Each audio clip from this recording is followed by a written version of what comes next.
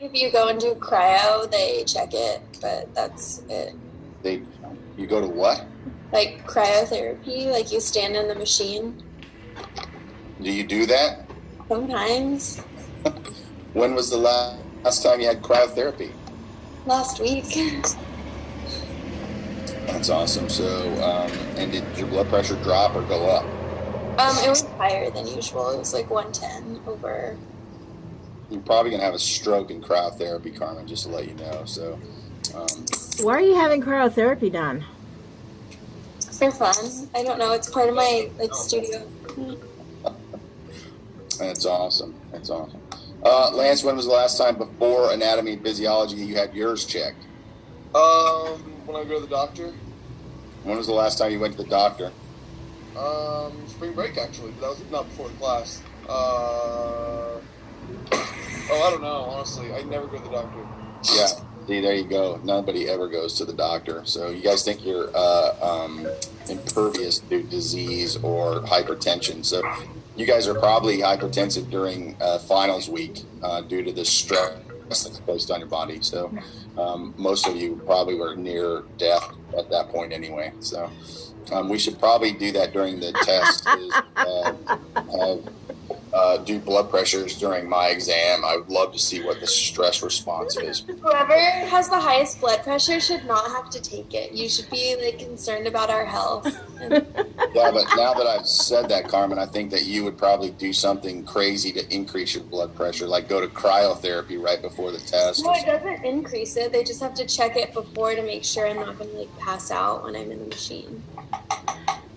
So you think we've already had Hannah take the test a little later due to, I think, a concussion that she actually went out and got so that she wouldn't have to take the exam. So that's all I need you guys to do is out doing something to raise your blood pressure, probably something illicit that wouldn't be out. So, Carmen, the answer to your question is no, the person with the highest blood pressure is not going to get out of taking the test. Now, death, you could die and you could get out of it, but I wouldn't go that far. About the lowest blood pressure, though. About the lowest one, you think that's a risk too? No, you have the lowest one if you died, so you win that one. So most of you guys think blood pressures are pretty good because you're half asleep in my class most of the time anyway. Lance is laying down right now, I think so. Or Lance has got a bobblehead now. That's awesome. This is great that this remote stuff is. I think I'm going to get an iPad with a robot that I can control the classroom and just drive it around. You guys have to go to class, but I don't have to go to class, okay? So something continuing on with our talk here, ejection fraction. This is something we were talking about with regards to Elmer when he visited us. So what was Elmer's ejection fraction when he had his heart was about to fail? You guys remember what he said? Right before he had to go get his left ventricular assistive pump, he had to go. His ejection fraction was what? So it was in the 30s. So I think he said around 33%. So if the average for a healthy population is about 60%, you can imagine what Elmer's was like. Okay, so if he's only pumping about 33%, that's not going to be good for being able to get up out of the bed and go to the restroom or do anything like that. So that's why he had the left ventricular assistive device. And so what's interesting about those left ventricular assistive devices is what does their blood pressure, heart rate sound like when you put a stethoscope on it? So they don't have a cardiac cycle where that left ventricular device is going boom, boom, boom, like the heart. What's it doing? It's just turning around. It's just going like that. So that is going to affect your cardiac cycles because you just have a pump in there that's just pumping blood all the time as opposed to a cardiac cycle. So how do we calculate ejection fraction? So it's stroke volume divided by end diastolic volume. So how much are you ejecting from your heart on each beat over the amount of blood in your heart that after it's full? It'll give you an indication of ejection fraction. And again, most ejection fractions are about 60%.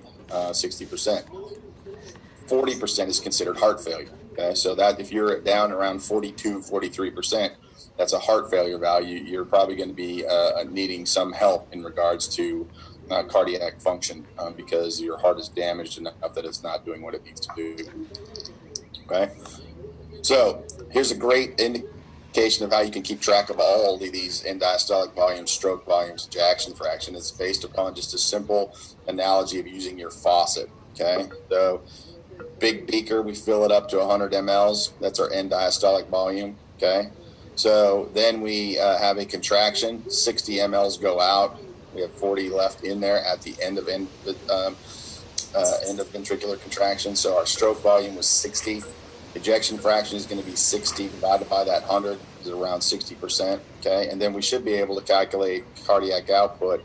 If we have the rate 70 beats per minute, okay, we should come up with 4,200 mLs per minute, or about 4.2 liters per minute. So if this helps you understand stroke volume, calculating ejection fraction and cardiac output, great. If not, don't use it. Okay. Same thing here with regards to what we're talking about, just a diagram that kind of sums up our changes that regulate cardiac output. Okay. So cardiac output is cardiac rate or heart rate, okay, times stroke volume. We've already talked about parasympathetic, sympathetic nerves controlling heart rate, and then our three mechanisms that are regulating stroke volume. Okay. So just a review of what we covered today. So what time is it? Anybody know? 45. Okay, perfect. So we'll go another 15 minutes, then I got to go to the conference. So we go to exercise. Is my screen still being shared? Yep. Okay, just another diagram from another textbook. This is from D. Silverthorne's textbook, which I kind of like, but it just kind of shows you, again, what we're doing in regards to maintaining cardiac output and all of the factors that are in there, just a different way to look at it from the textbook, okay? So one of the things that we need to talk about is, and we've talked a little bit about this, is the physical characteristics of blood. This is going to be a review from anatomy with a little more, but why are we concerned about the physical characteristics of blood if we're talking about cardiac physiology? Oh my God. You okay, Wendy? No. I got a neighbor just turned on a radio. You got a what? A neighbor just turned on his radio. Oh, that's fantastic. Let's have him come over and learn about the physical characteristics of blood. So, if we're talking about determinants of mean arterial pressure, what was the two determinants again? Cardiac output, TPR. Cardiac output, total peripheral resistance. Then why are we talking about the physical characteristics of blood? Viscosity. Viscosity, which is going to affect which one of those parameters, Austin? TPR. It's going to affect resistance, right? So if we have a viscous fluid in our pipes, we're going to have to generate more pressure to push it through that, correct? Correct. That's right. So if we just review quickly, there's a plasma component and hang on here, let's make sure I can do this. And then the cell components. So in anatomy lab, didn't you guys take blood samples and spin them down? Yep. Okay, so you would do that with a small tube in our hematocrit centrifuge, where you put the clay block in it and then spin it down, and then you would measure the plasma or the fluid component of it compared to the cells.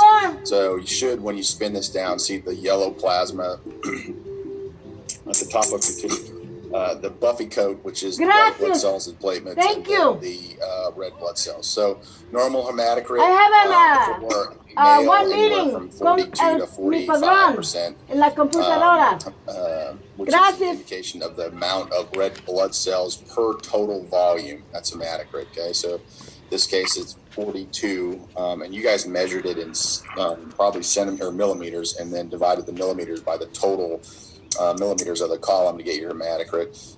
Female is probably a little lower, okay, so they're more in the 41 to 43, 44 range, so they have a little less hematocrit values. So if you have a larger hematocrit value, so if you start getting it up into the 48, 49 value, 50 value, what's going to happen to cardiovascular physiology?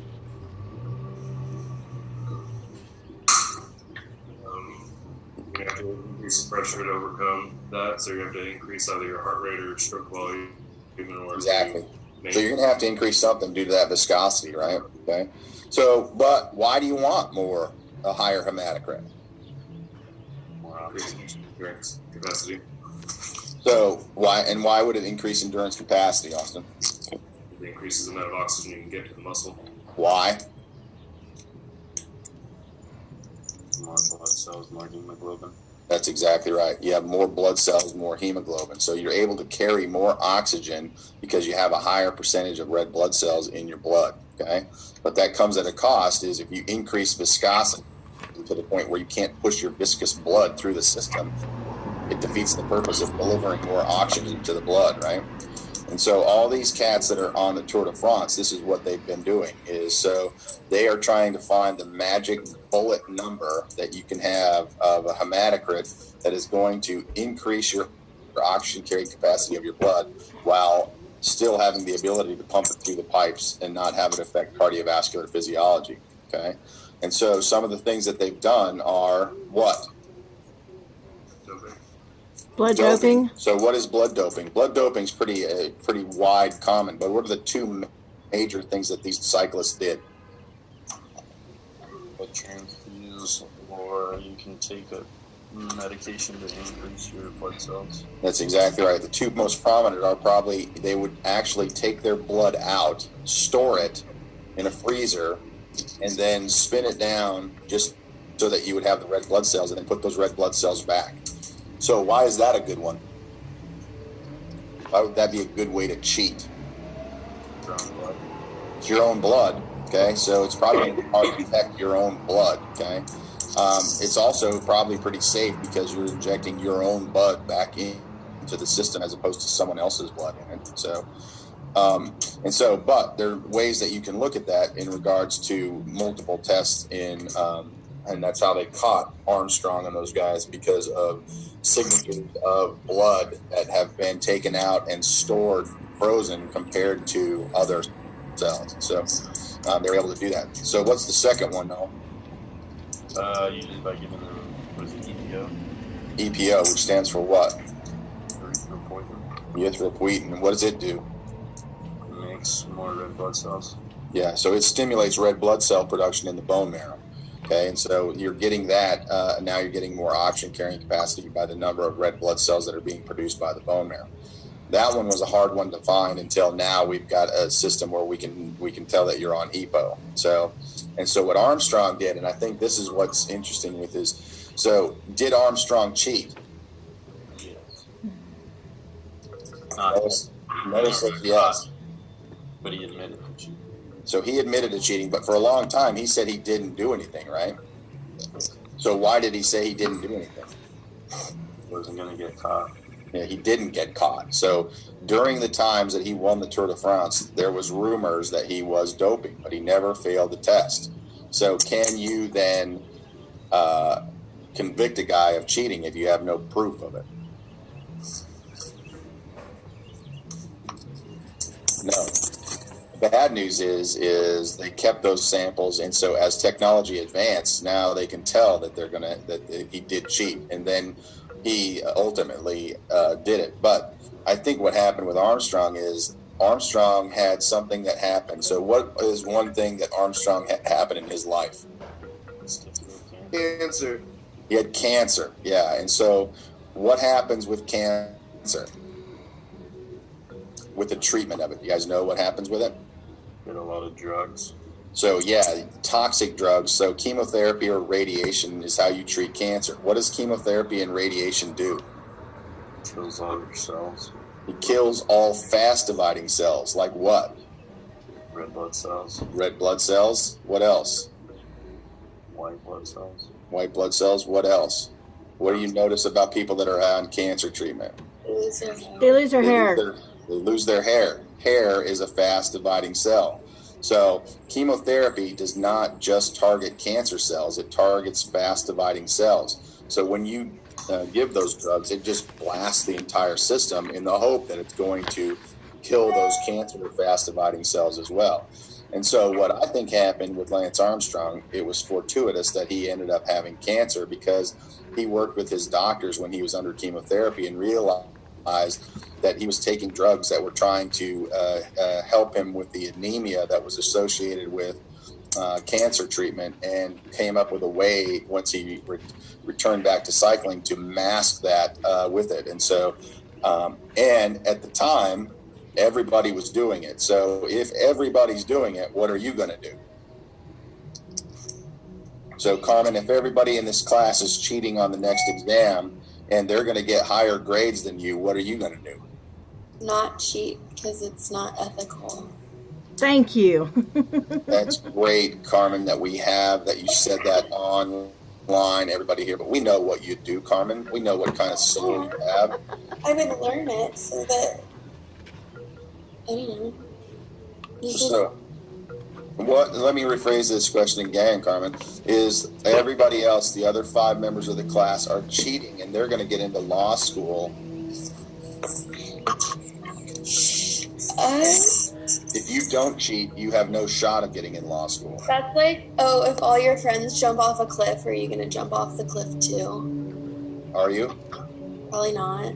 Really? We're not talking about a cliff, Carmen. We're talking about law school. No, but like that's like the example. I don't know. It depends where they go.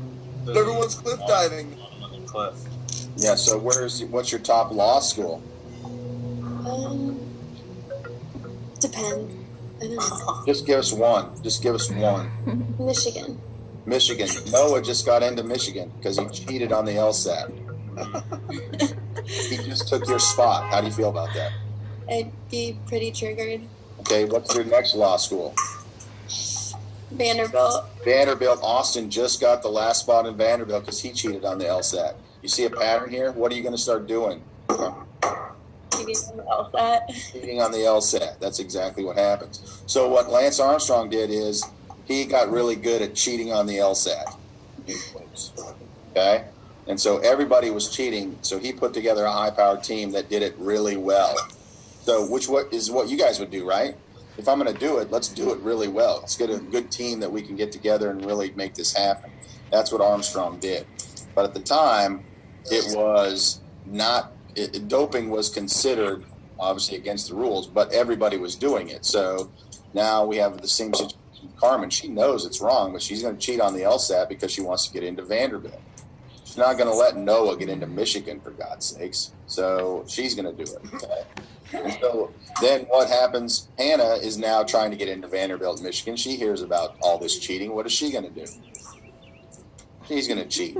Or what's even better is if Carmen is getting in all of these law schools, she's going to go talk to Carmen and join her team because she's the best cheater because she's getting into law school. Maybe Noah's just getting in these community college law schools. He's getting in law school. It's nothing that you want to go to. So you're going to go cheat with the best of them. So it happens that the best cheaters are the Postal Service cycling team. So then you get all your buddies, Frankie Andreu, Floyd Landis, and join them. And so they end up being cheaters as well until they throw you under the bus and save themselves. Okay. So the point of this is don't cheat, Carmen. So, and problems with regards to blood, if you get too much viscosity is, and this has happened in some of these cyclists, they can't push the blood through the system. And what happens if you can't push the blood through the system? You die. Okay, so they have died from cardiac arrest from having a too high of a hematocrit that the viscosity of their blood is turned to sludge and they can't get it through the system. The other thing that you have to manage with this is if you're riding a bicycle race at very intense speeds for 120 kilometers, what's going to happen to your plasma volume? You're going to go up or down? Down? Probably goes down because you're doing what? Sweating. Okay, if you're sweating to try to thermoregulate, that fluid comes from plasma. So in order for you to keep your advantage of having increased oxygen carrying capacity, you have to manage your fluids very well during the race, because if your plasma volume drops, it's going to affect your viscosity, and then you're going to have problems with it. And I think that's what happens to these dudes that died that didn't do the cheating very well. They thought, well, if I can do this at 48% hematocrit, 52 is going to be good. Well, if I can do it at 52 and I haven't had any problems, 54 is better. More is always better. And so that's not always the case. Okay. So I'll let you guys look through this. This is, again, a review from Dr. Murphy's class about the physical characteristics of it. We're more concerned about the viscosity of it in relation to cardiac physiology. Okay. So now we get to it. We've been dancing around this the entire time with cardiovascular physiology. I've been drilling Carmen about flow going from where, Carmen? Where to where? High to low. High pressure to low pressure. We're now going to talk about blood flow. So if you were to define blood flow is the volume of blood flowing through a vessel, an organ, or the entire circulation in a given period. So in the entire circulation of, we count everything in the human body, what is the one value that would be flow? We're not talking about perfusing skeletal muscle. We're not talking about perfusing an organ. We're talking about the entire circulatory system. What is the value you would report as blood flow? Stroke volume? Say it again. Stroke volume? No. Liters per minute. Say it again. Liters per minute. Liters per minute is the units of the value. Stroke volume is a component of. Say it, Lance. Cardiac output? Cardiac output. So blood flow in the entire circulation is cardiac output. Okay. In liters or milliliters per minute. Okay.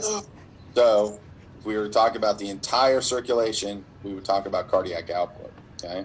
So we know it's relatively constant at rest. We've talked about this. So it's going to differ between organs based upon the needs. So if we are going exercising, where are we wanting to send a lot of blood?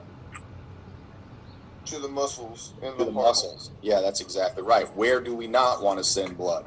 To like the intestines and stuff. That's exactly right. So rest and digest or fight or flight. Okay.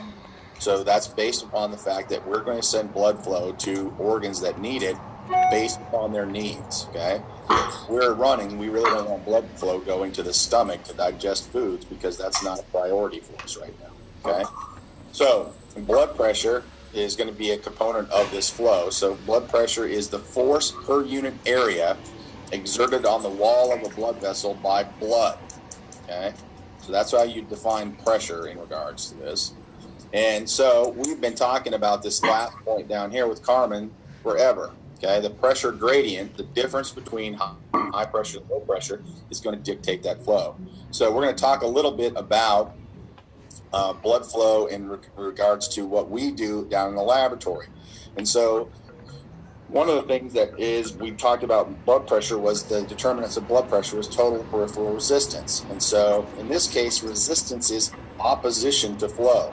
So, and it's the pressure creates that opposition to flow. And it's, typically we see it in the peripheral system with regards to the pressure in the aorta. But there's three components of resistance that we need to talk about in order to understand flow. Okay, the first one we talked about already is blood viscosity is going to increase resistance. If you're viscous fluid and you have to pump it through the pipes, it's going to create more resistance, opposition to flow. Okay. Second one is total blood vessel length. The longer the vessel, the greater the resistance encountered. Okay. So if you have a really long hose compared to a really short hose, the resistance is going to be longer in that longer hose to get fluid down that from one end to the other. And the final one is the diameter of the hose. Okay. So in this instance right here, the three important sources, which one do we control to maintain flow? Do we change blood viscosity when you start exercising? Like if you guys got up from your computers right now and started jogging, would you have changed your blood viscosity? No. Probably not. We can drink like fluids and stuff and dehydrate ourselves.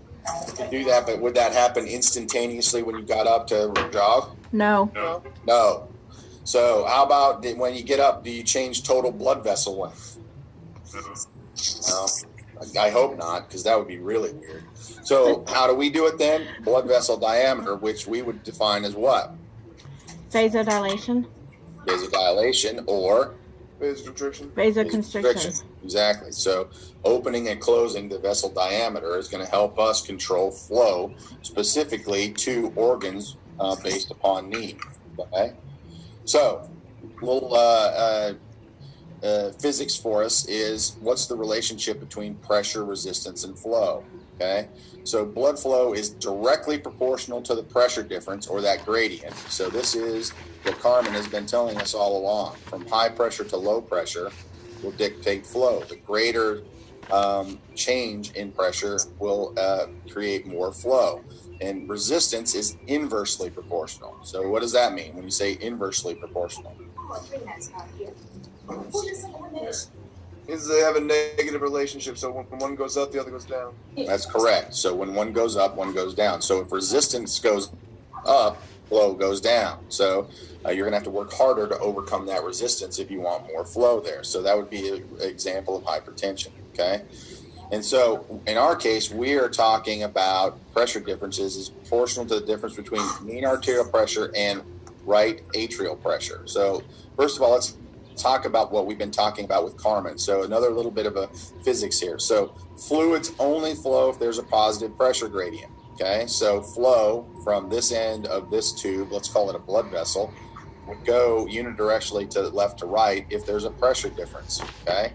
So in this case, B right here, the pressure at the left side of the tube and flow is going again left to right, and the pressure is here 100 millimeters of mercury, there would be no flow. Why? Because there's no change in pressure. Okay.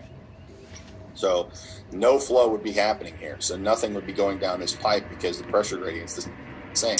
So here we have two right here is we have 100 millimeters of mercury at the end of this blood vessel and 75. So what's the difference? 25 millimeters of mercury. So flow is going to go left to right because there's a pressure difference. Okay. What if the 100 was over here and the 75 was over here? Which way would flow go? In this instance, it would go right to left. Okay. So now take a look at the lower one, 40 millimeters of mercury and 15 millimeters of mercury. Which one of these two has higher flow? Same. Top or bottom? The same. Are you sure about that, Austin? Yes. Does anybody else agree with Austin? What was the question? Which one has higher flow? This one, Wendy? Right here? Or this one?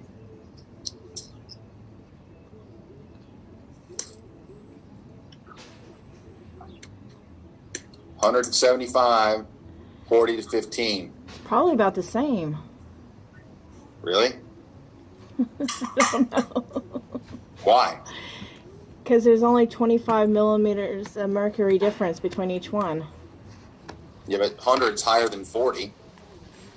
Yeah, but it's still 25 difference. 75 is higher than 15. I don't know. Anna, what do you think? The pressure gradient is the same, so they're going to be the same. Thanks. That was pretty fierce, Anna. That's what you believe. Is that what you believe? It is. You're incorrect. No, you're right. It's the pressure change, Carmen. Come on, work with me here. This is the same. So 25, 25, the flow would be the same. Okay, exactly right. You guys are all. I'm trying to trick you. So it's the San Diego thing getting to me. Probably the altitude or the fresh sea breeze or the wonderful climate. Did you go to SeaWorld? Carmen, I'm here for science, not fun. So this is all So about. after are you gonna go to SeaWorld then? I have to come back and do stamp out ignorance with undergraduates. So You know what our motto is in Simmons? It's changing minds, Carmen, but I have changed that to, on a daily basis, I am trying to stamp out ignorance. So SeaWorld's overrated. what's that? Yeah, I would agree. SeaWorld is overrated. Okay, I would prefer to be golfing, but that didn't happen because I had to go to dance. If you That's get a chance, story. drive down the coastline to Imperial Beach. It's real nice. Go to Board and Brew. They have really good sandwiches. I don't have a car, okay? So, if we're going to throw another calculation up here, let's just calculate resistance, okay? Resistance depends upon the three things that we talked about: the length of the vessel, viscosity of the blood, and the radius of the vessel. So in this case, resistance is directly proportional to length, which you guys said didn't change when we were controlling flow in the circulatory system. You're not changing our blood vessel length, is that correct? Yes. Okay. Viscosity, resistance is directly proportional to viscosity. Can we change viscosity? Yeah, we can, but it's going to take some time. Okay, so it's not our preferred method, but obviously this one is going to be the most important, changing the diameter or radius of the vessel. So in this case, it's inversely proportional. But what do you notice about this one that we saw this one here? Resistance was inversely proportional, but there's a key factor in here is this exponent, okay, to the fourth power. So that means that's going to have a huge effect on resistance, okay? And so I have a diagram here for us. So here we have a bucket of water with two different size pipes coming out of it, okay? So the first one is A, where the radius is 1, okay? And let's calculate what happens to resistance in relationship to that, okay? So resistance is basically 1 over the radius of the vessel. Why is it 1? We just said that there was length and viscosity and then the radius. So why did we put a 1 in there? Because length and viscosity typically don't change, right? So they're going to stay constant. So we're only looking at radius. So if you were to look at the resistance, okay, so 1 over 1 to the fourth power gives you a resistance of approximately 1, okay? However, if you look at the bigger tube, which has the diameter is doubled from 1 to 2, the resistance is actually much higher due to that fourth power calculation. So now you have 1 over 2 to the fourth, which gives you a resistance of 1 over 16 rather than 1. So then what does that do to flow? So if we go to our flow calculations, 1 over 1, which is resistance over that. So why did we change why is this just 1? Because the pressure difference is the same between the two tubes, so it's a constant. So you can see with a resistance of 1, flow is going to give us a flow of 1. But in tube B, where our resistance was 1 over 16, our flow is now 16 compared to 1, okay? So even though the radius was only doubled, it had a huge effect upon the flow calculation because of that fourth power, okay? So opening and closing those vessels can have a huge